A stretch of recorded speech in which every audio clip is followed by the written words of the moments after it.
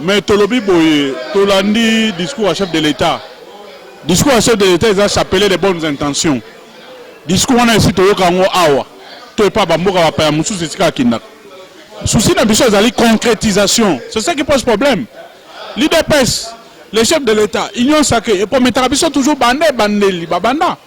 Babanda n'est fils que vous réalisez dans mon camo pour mettre à biso. Avant, ça va promettre Moussou. Mais si on continue à promettre, si on continue à dire des choses, au moment où on a un deuxième mandat, on a deuxième année, troisième année, la promesse est continuer. Quand est-ce qu'on va réaliser la promesse Oyo, la promesse qui est dans la campagne? Tant qu'on est ça, la promesse qui est dans la première année, la deuxième année. Donc, ça pose un problème. Deuxième élection. L'élection, nous voulons les signaux forts de la part du gouvernement et des chefs de l'État pour que tout le monde rassurer que l'élection aux ça ne sert à rien de discuter, ça ne sert à rien de nous faire des promesses, ça ne sert à rien de nous faire des discours. Nous avons besoin des actes pour bel et bien confirmer qu'il y aura élection. Mais sur l'élection est alité, il peut essayer que vous avez un glissement parce que bango moko va très bien un glissement, bango moko va glissement. Nous ne voulons pas qu'il y ait un glissement et ça va dans le mandat liboso. La moindre des choses que ça va organiser l'élection, le peuple va se choisir, le dirigeant Moussoussou, bango va l'expliquer sur la limite. Le siège, c'est un fiasco. Batou Bakoufi, plus de 870 pendant l'état de siège. Plus de 200 personnes portées disparues. Comment voulez-vous, docteur Moukoueni, communauté nationale, société civile locale, balobi que Badouazo Koufa pendant l'état de siège. Pourquoi l'état de siège vous avez posé le projet de plus de 8 fois? Ça ne sert à rien. On devait faire une évaluation. Bana babani ko projet état de siège. Combien de localités où ils ont beaucoup de rebelles, tous les terroristes que nous avons récupérés? Combien est-il allé? Parce que nous sommes communes. Et ça soutient comme Mabat. Et comme nous avons récupéré des villages, nous avons récupéré les territoires. Mais on doit nous dire, les territoires entre les mains des rebelles, c'était combien? Combien est-il allé? Combien de personnes sont tuées pendant l'état de siège? Combien les personnes étaient tuées avant l'état de siège? C'est ça le bilan. Il n'y a pas une évaluation sérieuse. Chef de l'État exhibition, les motivations qui l'ont poussé à cause de l'état de siège. Tant que Ezali Kaka, l'état de siège continue. Il n'y a pas de problème. Mais nous disons ceci. État de siège et la stratégie à guerre T. État de siège et Ezali achat et munitions T. Nous sommes sous embargo. Nous devons nous battre. Kabila Banaka a déjà Banakala. Il est passé l'ingakate. Bato tozo bumura bango bazo so Mandoki, Rwanda, Burundi, na Ouganda, ils achètent les armes, ils financent ces terroristes là, mais puis surtout so Mandoki quitté. Les gens qui sont au pouvoir, ils doivent se battre, que ba lever bambago na chaba armes, ba sala que mboka yeke ne liboso, bato batika kokufa. Parce que réseau état de siège, ezalaki ne bato bakufa lisusuté. Mais ce qui réseau état de siège de commis, comment to bamboka? Nous nous posons des questions. Ce qui résultat de ces communes, nous nous posons des questions. Bozo la Minduki, bozo la localité, mais bozo continue en Koufaka et Belé. Donc l'état de siège, c'est un fiasco. Puis entre confessions religieuses, c'est un petit problème. Bazo Nissa Makamouana dans la confession religieuse, bâti que la bango temps, bayokana, pour que nous puissions aller aux élections apaisées, libres et transparentes. Ça ne sert à rien de faire le forcing. Lélo, Nicolas, violation de texte. Nicolas va forcing, non, c'est Salemaki. Chef de l'État, par conséquent, c'est bandit. Il est parti à l'Assemblée nationale des Nations Unies. Il a cherché à rencontrer John Biden. Les gens ne savent pas pourquoi. Le Congo aujourd'hui est indexé comme un pays à violation de texte. Un pays où droit de l'homme, respect à la liberté d'opinion, liberté d'expression est zaté. Donc, la violation des textes, le forcing sur le plan de la gestion est conservé dans leur moralité. Pour Makambo poser une question pour discours il y a président de la République dans la tribune des Nations Unies puis Pande Ronabiso Marius Mbonga la monique ce n'est que un discours cosmétique politique pour amuser l'opinion parce que si on allait bien quand le président de la République non il y aura élection en 2023 mais les faits qui prouvent que ces élections vont se dérouler en 2023 et qu'ils sont pratiquement très hypothétique. Le ministre de la Finance a lobby à Mambongo pour l'élection, mais cet argent-là, ils ont combien? Ils ont combien? Il faut pas le blabisso, épargner autant. Les députés ont une autorité budgétaire. Sauf que que Mbongo, pour l'élection, il va monter en montée. Donc c'est vraiment de la pire comédie. Sur l'indice concernant la confession religieuse, on ne veut pas ni politiser. La confession religieuse, de deux combats, dans l'équipe, il faut avoir des nikadi, l'église catholique, les protestantes, des nikadi, pouvoir. Donc, il faut qu'il y ait un consensus pour trouver une solution entre les confessions religieuses. Mais la confession religieuse, chaque confession religieuse a un agenda. Et quand la présidente de la République dit que non, la politique, a un problème, on a des décisions dans le mot porté. Mais le mot porté, ce sera quand?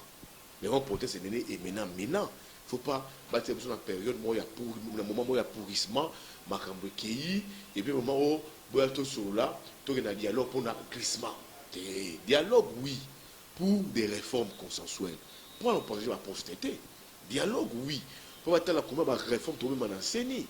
Pour attendre déproduire le CENI. Ça, c'est ça, pour sauver les processus en 2023. Et non un dialogue pour justifier un mandat perdu. Et comme le sous au glissement, là, les Congolais, les mis à côté. Concernant marche à la Mouka, on a question posée, vous avez un régime, régime d'information. Au moins, les 15 marches qui de Kobi là. Américain il faut s'esquiver. Mais il y a un conseil de citoyen boss ça va discours na Kaluka et tout comme ça. La Moukata marché qui les 15, on a pas vu policier au Salemaki, il y a ma casse il paye à ma baie. Autre dans pouvoir à Kabila à Bana Kosala et le même pouvoir tu sais qui dit à répandre ma wana. Alors pour na soko ko linga sukoyo ko dépolitiser seni. Ko linga te mutu moko ya songolo pakala a contrôler seni. Pour na ko linga te glissement. Pour na été to bagarder flamme wana ya élection en 2023, il y a un moment qui m'a fauna muzitu le leadership à la Mouka bengi les sous marche mususu ya le 29 pour être population congolais ba ya ba exiger ba senga déposer la CENI ba senga consensus pour des réformes ba senga zo bengo élection en 2023. Il y a un moment ba bengi la Mouka et bengi sous marche ya le 29 ngomila oya ko sala au bibo la régime est-ce que autorisation ba na régime d'information donc comme Liongo bila autorité urbaine, yosu acte, yosu la poulousu, bozwa kuna, bo encadrer marche wala. C'est pas dit que bataillon va marcher ba panza. Le rabat. Ba ko bomba ba ça la ba casse, ba se ba délinquant ba ba volonté. Si cette marche est bien encadrée, c'est bien encadré, toi qui naïe, mais une façon et les c'est qu'ils allaient bien positif, les Congolais s'est exprimé pour des vont s'exprimer pour des élections crédibles, transparentes et à l'année et date échue en 2023. Mais réprimer en gros, wana tout ça sous l'état de droit, dans la démocratie et wana ezali ba méthode oyoyo, ba kabis ba bosala, mais IDPSP a comme copier en gros mal. Donc quand vous à la mukate ba marcher, comment ba marcher dans la démocratie, dans la problème va plainter.